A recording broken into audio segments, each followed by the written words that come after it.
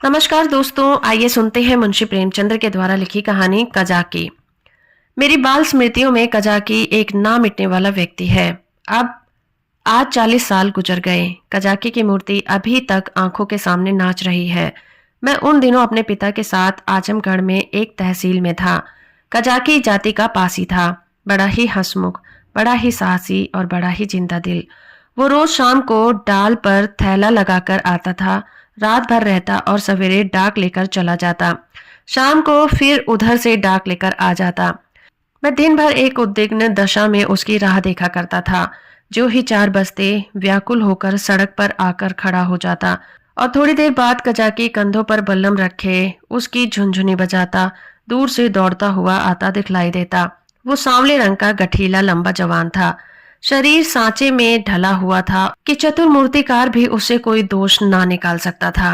उसकी छोटी छोटी मूछें उसके सुडौल चेहरे पर बहुत ही अच्छी मालूम होती थीं। मुझे देखकर वो और तेज दौड़ने लग जाता था। उसकी झुनझुनी और तेजी से बजने लग जाती और मेरे हृदय में और जोर से खुशी की धड़कन होने लग जाती। हर्षो तिरके में मैं दौड़ पड़ता था और एक क्षण में कजाकी का कंधा मेरा सिंहासन बन जाता था। वो स्थान मेरी अभिलाषाओं का स्वर्ग था। स्वर्ग के निवासियों को भी शायद ये आंदोलित आनंद नहीं मिलता होगा जो मुझे कजाकी के विशाल कंधों पर मिलता था। संसार मेरी आंखों में तुच्छ हो जाता था और जब कजाकी मुझे कंधों पर लिए दौड़ते हुए आता तब तो मालूम होता मानो मैं हवा के घोड़े पर उड़ा जा रहा हूँ। कजाकी डाक खाने में पहुंचता और पसीने से तरबतर रहता, लेकिन आराम करने की आदत नहीं थी। थैला रखते ही वो हम लोगों को लेकर किसी मैदान में निकल जाता। कभी हमारे साथ खेलता, कभी बिरहे गा गा कर सुनाता और कभी कहानियां सुनाता। उसे चोरी और डाके, मारपीट, भूत प्रेत की सैकड़ों कहानियां याद थी। मैं ये कहानियां सुनकर विस्मयपूर्ण आनंद में मगन हो जाता। उसकी कहानियों के चोर और डाकू सच्चे योद्धा होते थे जो अमीरों को लूटकर 3 दुखी प्राणियों का पालन करते थे। मुझे उन पर घृणा के बदले श्रद्धा होती थी। एक दिन कजाकी को डाक का थैला लेकर आने में देर हो गई। सूर्यास्त हो गया और वह दिखलाई नहीं दिया। मैं खोया हुआ सा सड़क पर दूर तक आंखें फाड़ फाड़ कर देखता था, पर वो परिचित रेखा नहीं दिखलाई पड़ती थी। कान लगाकर सुनता था, झुनझुन की वो आमोदमय ध्वनि नहीं सुनाई देती थी। प्रकाश के साथ मेरी आशा भी मलिन होती जाती थी।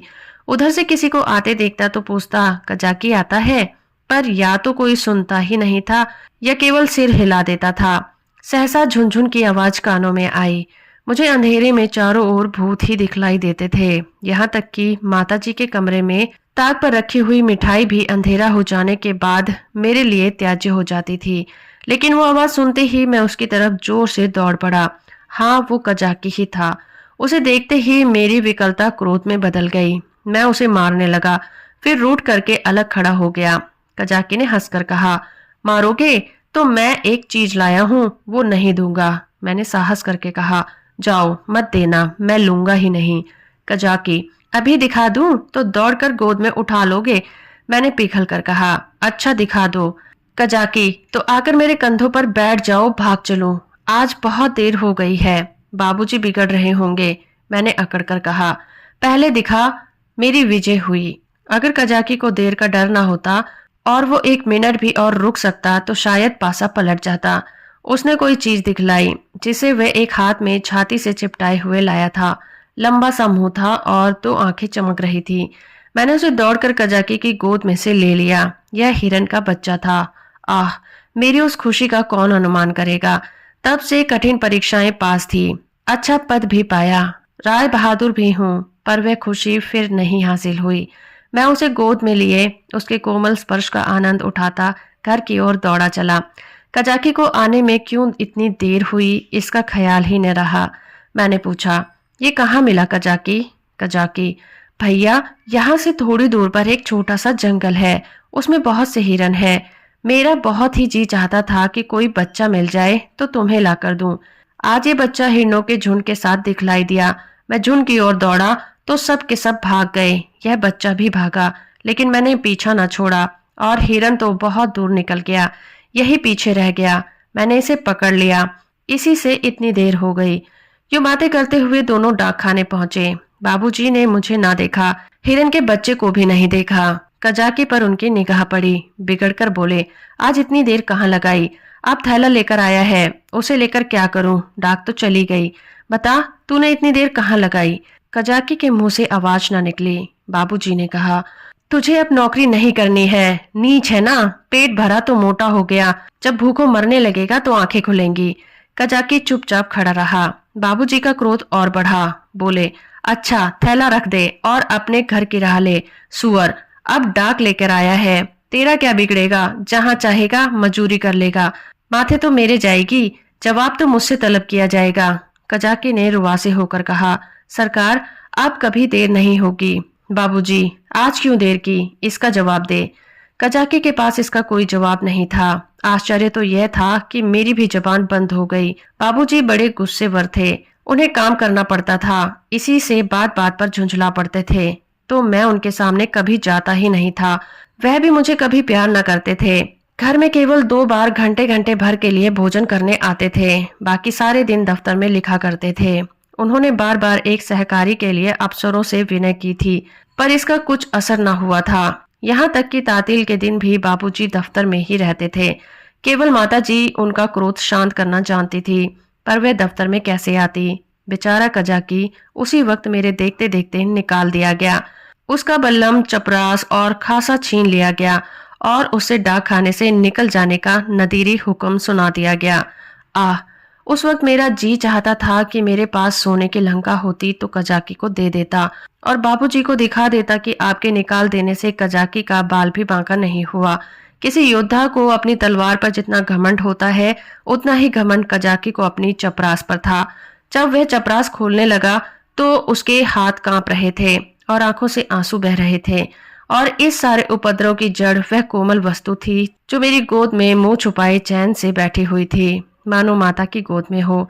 जब कजाकी चला तो मैं धीरे धीरे उसके पीछे पीछे चला।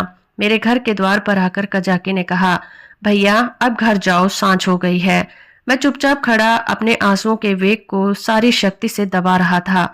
कजाकी फिर बोला, भैया मैं कहीं बाहर थोड़े ही चला जाऊंगा, फिर आऊंगा और तुम्हें कंधे पर बैठाकर कुदाऊंगा। बाबूजी ने नौकरी ले ली है तो क्या इतना भी न करने देंगे? तुमको छोड़कर मैं कहीं नहीं जाऊंगा भैया। जाकर अम्मा से कह दो कजाकी जाता है, उसका कहा सुना माफ करें। मैं दौड़ा हुआ घर गया, लेकिन अम्मा जी से कुछ कहने के बदले बिलक बिलक कर रोने लगा। अम्मा जी रसोई के बाहर निकलकर पूछने लगी, क्या हुआ बेटा, किसने मारा? बाबूजी ने कुछ कहा है? अच्छा रह तो जाओ, आज घर आते हैं तो पूछती हूँ, जब देखो मेरे लड़के को मारा करते हैं। चुप रहो बेटा, अब तुम उनके पास कभी मत जाना। मैंने बड़ी मुश्किल से आवाज संभाल कर कहा, कजाकी। अम्मा ने समझा कजाकी ने मारा है। बोली, अच्छा आने दो कजाकी को, देखो खड़े खड़े निकलवा देती हूँ। हरकारा होकर मेरे राजा बेटा को मारे, आज ही तो साफा बल्लम सब छिनवाई लेती हूँ। वाह, मैंने जल्दी से कहा, नहीं कजाकी ने नहीं मारा, बाबूजी ने उसे निकाल दिया है, उसका साफा बल्लम छीन लिया है, चपरास भी ले लिया है।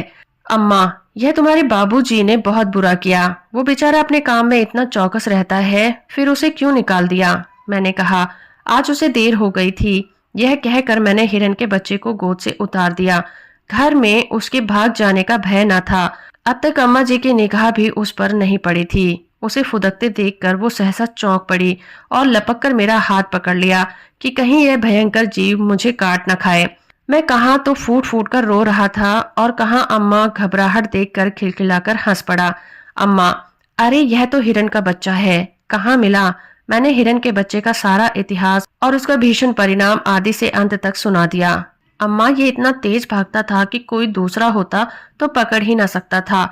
सन सन हवा की तरह उड़ता चला जाता था। कजाकी 5-6 घंटे तक इसके पीछे दौड़ता रहा, तब कहीं जाकर बच्चा मिला। अम्मा जी, कजाकी की तरह कोई दुनिया भर में नहीं दौड़ सकता, इसी से तो देर हो गई, इसीलिए बाबूजी ने बेचारे को निकाल दिया, चपरास साफा बल्लम सब छीन लिया। अब बेचारा क्या करेगा? भूखों मर जाएगा। अम्मा ने पूछा, कहाँ है कजाकी, जरा उसे बुला तो लाओ। मैंने कहा, बाहर तो खड़ा है, कहता था अम्मा जी से कहना कहा सुना माफ कर दें। अब तक अम्मा जी मेरे वृतांत को दिल लगी समझ रही थी। शायद वो समझती थी कि बाबूजी ने कजाकी को डांटा होगा, लेकिन मेरा अंतिम वाक्य सुनकर संशय हुआ कि सचमुच तो कजाकी बर्खास्त नहीं कर दिया गया। बाहर आकर कजाकी कजाकी पुकारने लगी, पर कजाकी का कहीं पता ना था। मैंने बार बार पुकारा, लेकिन कजाकी वहां नहीं था। खाना तो मैंने खा लिया, बच्चे शौक में खाना नहीं छोड़ते, खासकर जब रबड़ी भी सामने रखी हो। मगर बड़ी रात तक पड़े पड़े सोचता रहा। मेरे पास रुपए होते तो 1 लाख रुपए कजाकी को दे देता और कहता, बाबूजी से कभी मत बोलना, बेचारा भूखों मर जाएगा। देखूं कल आता है कि नहीं। अब क्या करेगा आकर, मगर आने को तो कह गया है। मैं कल उसे अपने साथ खाना खिलाऊंगा। यही हवाई किले बनाते बनाते मुझे नींद आ गई। दूसरे दिन मैं दिन भर अपने हिरन के बच्चे की सेवा सत्कार में व्यस्त रहा। पहले उसका नामकरण संस्कार हुआ, मुन्नू नाम रखा गया। फिर मैंने उसका अपने सब हमजोलियों और सहपाठियों से परिचय कराया। दिन ही भर में वह मुझसे इतना हिल गया कि मेरे पीछे पीछे दौड़ने लगा। इतनी ही देर में मैंने उसे अपने जीवन में एक महत्वपूर्ण स्थान दे दिया। अपने भविष्य में बनने वाले विशाल भवन में उसके लिए एक अलग कमरा बनाने का भी निश्चय कर लिया। चारपाई सैर करने की, फिटन आदि की भी आयोजना कर ली। लेकिन संध्या होते ही मैं सब कुछ छोड़ छाड़ कर सड़क पर जा खड़ा हुआ और कजाकी की बाट देखने लगा। जानता था कि कजाकी निकाल दिया गया है, अब उसे यहाँ आने की कोई जरूरत नहीं रही। फिर भी न जाने क्यों यह आशा हो रही थी कि वो आ रहा है। एकाएक मुझे ख्याल आया कि कजाकी भूखों मर रहा होगा। मैं तुरंत घर आया। अम्मा दिया बत्ती जला रही थी। मैंने चुपके से एक टोकरी में आटा निकाला। आटा हाथों में लपेटे टोकरी से गिरते गिरते आटे की एक लकीर बनाता हुआ भागा। जाकर सड़क पर खड़ा हुआ ही था कि कजाकी सामने से आता दिखलाई दिया। उसके पास बल्लम भी था, कमर में चपरास भी थी, सिर पर साफा भी बंधा हुआ था, बल्लम में डाक का थैला भी बंधा हुआ था। मैं दौड़कर उसकी कमर से लिपट गया और विस्मित होकर बोला, तुम्हें चपरास और बल्लम कहाँ से मिल गया कजाकी? कजाकी ने मुझे उठाकर कंधों पर बिठलाते हुए कहा, वह चपरास किस काम की थी भैया? वह तो गुलामी की चपरास थी। यह पुरानी खुशी की चपरास है। पहले सरकार का नौकर था, अब तुम्हारा नौकर हूँ। ये कहते कहते उसकी निगाह टोकरी पर पड़ी जो वहीं रखी थी। बोला, ये आटा कैसा है भैया? मैंने सकुचाते हुए कहा, तुम्हारे ही लिए तो लाया हूँ। तुम भूखे होगे, आज क्या खाया होगा? कजाकी की आंखों में तो मैं ना देख सका, उसके कंधों पर बैठा हुआ था। हाँ, उसकी आवाज से मालूम पड़ा कि उसका गला भर आया है। बोला, भैया क्या रूखी रोटी ही खाऊंगा? दाल नमक घी और तो कुछ नहीं है। मैं अपनी भूल पर बहुत लज्जित हुआ। सच तो है, बेचारा रूखी रोटियां कैसे खाएगा, लेकिन नमक दाल घी कैसे लाऊं? अब तो अम्मा चौके में होगी। आटा लेकर तो किसी तरह भाग आया था। अब ये तीन तीन चीजें कैसे लाऊंगा? अम्मा से मांगूंगा तो कभी नहीं देगी। एक एक पैसे के लिए तो घंटों रुलाती है। इतनी सारी चीजें क्यों देने लगी? एकाएक मुझे एक बात याद आई। मैंने अपनी किताबों के बस्तों में कई आने पैसे रख छोड़े थे। मुझे पैसे जमा करके रखने में बड़ा आनंद आता था। मालूम नहीं अब वह आदत क्यों बदल गई। इतना फके मस्त ना रहता। बाबूजी मुझे प्यार तो कभी ना करते थे, पर पैसे खूब देते थे। शायद अपने काम में व्यस्त होने के कारण मुझसे पिंड छुड़ाने के लिए इसी नुस्खे को सबसे आसान समझते थे। इनकार करने से मेरे रोने और मचलने का भय बना रहता था। इस बाधा को वह दूर से ही टाल देते थे। अम्मा जी का स्वभाव इससे ठीक प्रतिकूल था। उन्हें मेरे रोने और मचलने से किसी काम में बाधा पड़ने का कोई भय नहीं था। आदमी लेटे लेटे दिन भर रोना सुन सकता है। हिसाब लगाते हुए जोर की आवाजों से ध्यान बढ़ जाता है। अम्मा मुझे प्यार तो बहुत करती थी, पर पैसे का नाम सुनते ही उनकी त्योरियां बदल जाती थी। मेरे पास किताबें नहीं थीं। हाँ, एक बस्ता था जिसमें डाक खाने से 2-4 फम तय करके पुस्तक रूप में रखे हुए थे। मैंने सोचा दाल नमक और घी के लिए क्या उतने पैसे काफी नहीं होंगे? मेरी तो मुट्ठी में भी नहीं आते। यह निश्चय करके मैंने कहा, अच्छा मुझे उतार दो तो मैं दाल और नमक ला दूं, मगर रोज आया करोगे ना? कजाकी, भैया खाने को दोगे तो क्यों ना आऊंगा? मैंने कहा, मैं रोज खाने को दूंगा। कजाकी बोला, तो मैं रोज आऊंगा। मैं नीचे उतरा और दौड़कर सारी पूंजी उठा लाया। कजाकी को रोज बुलाने के लिए उस वक्त मेरे पास कोई न्यूरी हीरा तो नहीं था जो उसे भेंट कर देता। कजाकी ने विस्मित होकर पूछा, ये पैसे कहाँ से पाए भैया? मैंने गर्व से कहा, मेरे ही तो हैं। कजाकी, तुम्हारी अम्मा जी तुमको मारेंगी, कहेंगी कजाकी ने फुसलाकर मंगवा लिए होंगे। भैया इन पैसों से मिठाई ले लेना और मटके में रख देना। मैं भूखों नहीं मरता, मेरे 2 हाथ हैं, मैं भला भूखों मर सकता हूँ? मैंने बहुत कहा कि पैसे मेरे हैं, लेकिन कजाकी ने नहीं लिए। उसने बड़ी देर तक इधर उधर की सैर कराई, गीत सुनाए और मुझे घर पहुंचाकर चला गया। मेरे द्वार पर आटे की टोकरी भी रख दी। मैंने घर में कदम रखा ही था कि अम्मा जी ने डांट कर कहा, क्यों रे चोर, तू आटा कहाँ ले गया था? अब चोरी करना सीखता है? बता किसको आटा दे आया, नहीं तो तेरी खाल उधेड़ दूंगी। मेरी नानी मर गई। अम्मा क्रोध में सिहनी हो जाती है। सिर पिटाकर बोला, किसी को तो नहीं दिया? अम्मा, तूने आटा नहीं निकाला? देख कितना सारा आटा आंगन में बिखरा पड़ा है। मैं चुप खड़ा था। वो कितना ही धमकाती थी, चमकारती थी, पर मेरी जुबान न खुलती थी। आने वाली विपत्ति के भय से प्राण सूख रहे थे। यहाँ तक कि यह भी कहने की हिम्मत नहीं पड़ती थी कि बिगड़ती क्यों है, आटा तो द्वार पर ही रखा हुआ है और ना उठाकर लाते ही बनता था।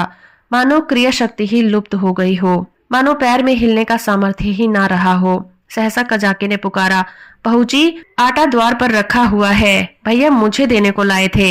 ये सुनते ही अम्मा द्वार की ओर चली गई। कजाकी से वो पर्दा नहीं करती थी। उन्होंने कजाकी से कोई बात की या नहीं, यह तो मैं नहीं जानता, लेकिन अम्मा जी खाली टोकरी लिए हुए घर में आई। फिर कोठरी में जाकर संदूक से कुछ निकाला और द्वार की ओर गई। मैंने देखा कि उनकी मुट्ठी बंद थी। अब मुझसे वहां खड़े न रहा गया। अम्मा जी के पीछे पीछे मैं भी गया। अम्मा ने द्वार पर कई बार पुकारा, मगर कजाकी चला गया था। मैंने बड़ी अधीरता से कहा, मैं जाकर खोज लाऊं अम्मा जी? अम्मा जी ने किवाड़े बंद करते हुए कहा, तुम अंधेरे में कहाँ जाओगे? अभी तो यहीं खड़ा था। मैंने कहा कि यहीं रहना, मैं आती हूँ। तब तक न जाने कहाँ खिसक गया। बड़ा संकोची है, आटा तो लेता ही न था। मैंने जबरदस्ती उसके अंगोछे में बांध दिया। मुझे तो बेचारे पर बड़ी दया आती है। न जाने बेचारे के घर में कुछ खाने को है भी या नहीं। रुपए लाई थी कि दे दूंगी, पर न जाने कहाँ चला गया। अब तो मुझे भी साहस हुआ।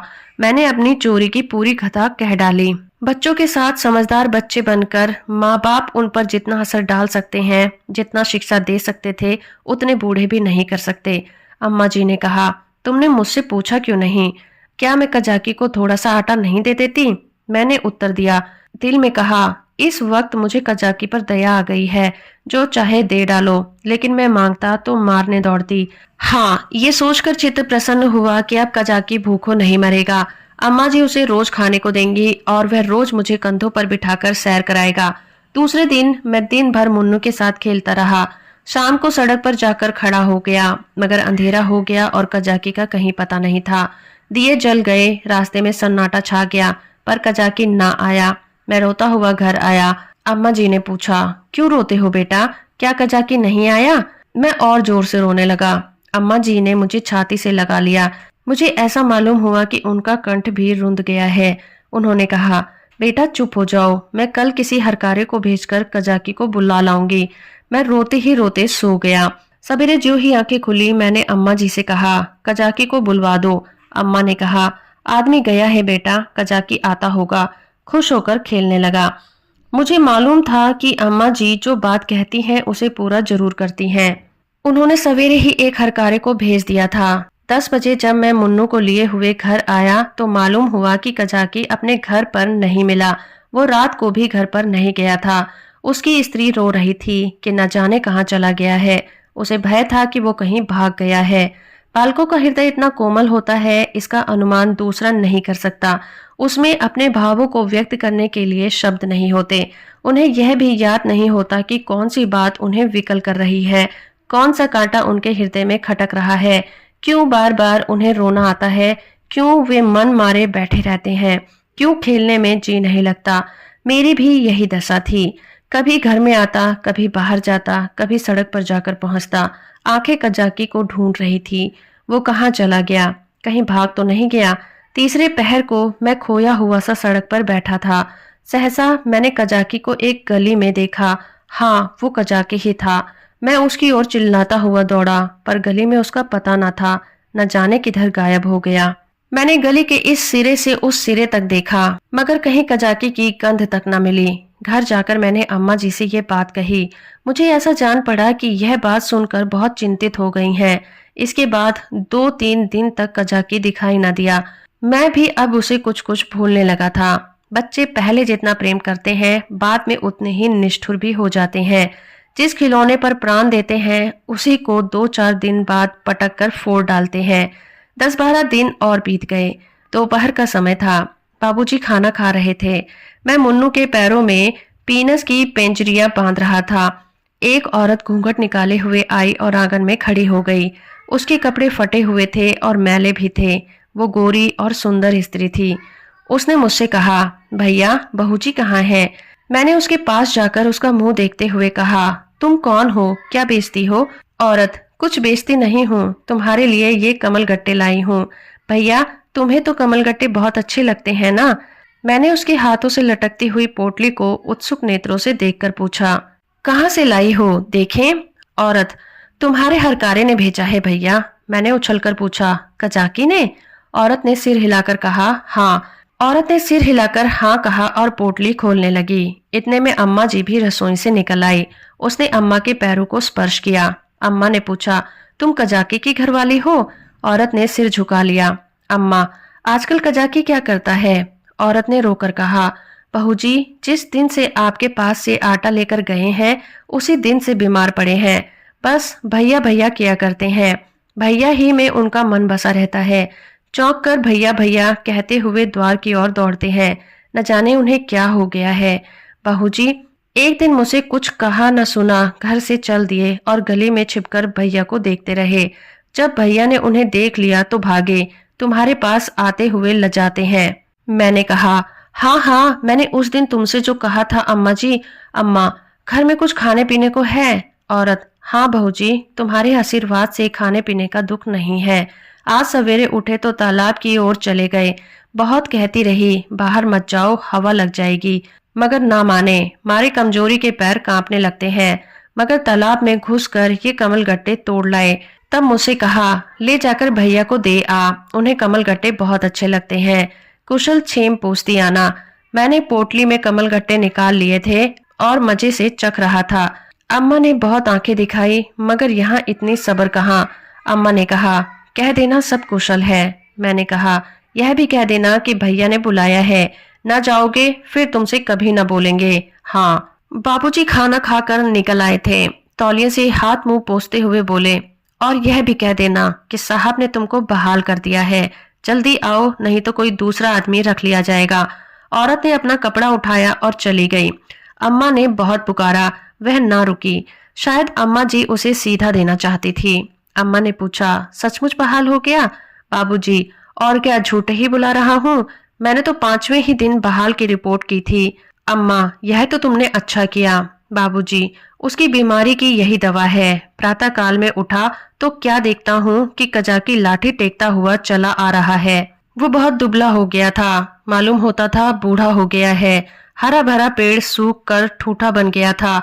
मैं उसकी ओर दौड़ा और उसकी कमर से चिपट गया। कजाकी ने मेरे गाल चूमे और मुझे उठाकर कंधों पर बिठाने की चेष्टा करने लगा, पर मैं ना उठ सका। तब वह जानवरों की भांति भूमि पर हाथों और घुटनों के बल खड़ा हो गया और मैं उसकी पीठ पर सवार होकर डाक खाने की ओर चला। मैं उस वक्त फूला न समाता था और शायद कजाकी मुझसे भी ज्यादा खुश था। बाबूजी ने कहा, कजाकी तुम बहाल हो गए हो, अब कभी देर न करना। कजाकी रोता हुआ पिताजी के पैरों में गिर पड़ा।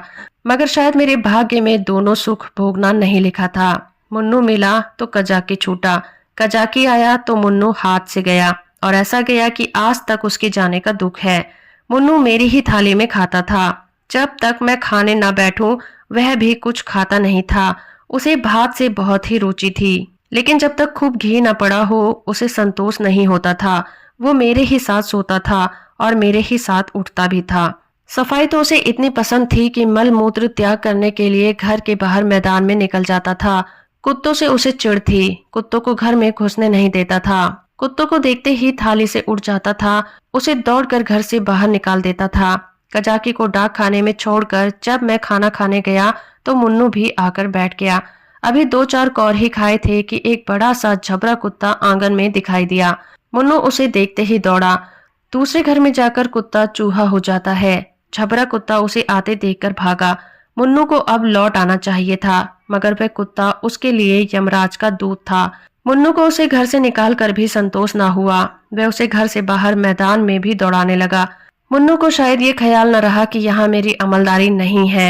वह उस क्षेत्र में पहुंच गया था जहाँ झबरे का भी उतना ही अधिकार था जितना मुन्नू का।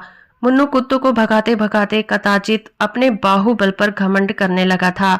वो ये ना समझता था कि घर में उसकी पीठ पर घर के स्वामी का भय काम किया करता है। छबरे ने इस मैदान में आते ही उलटकर मुन्नू की गर्दन दबा दी। बेचारे मुन्नू के मुंह से आवाज तक न निकली। जब पड़ोसियों ने शोर मचाया तभी मैं दौड़ा, देखा तो मुन्नू मरा पड़ा है और छबरे का कहीं पता नहीं था। तो दोस्तों, अभी आप सुन रहे थे मुंशी प्रेमचंद्र के द्वारा लिखी कहानी कज़ाकी। उम्मीद करती हूँ मेरा ये प्रयास और ये कहानी आपको अच्छी लगी होगी। वीडियो को लाइक और चैनल को सब्सक्राइब करना बिल्कुल मत भूलिएगा।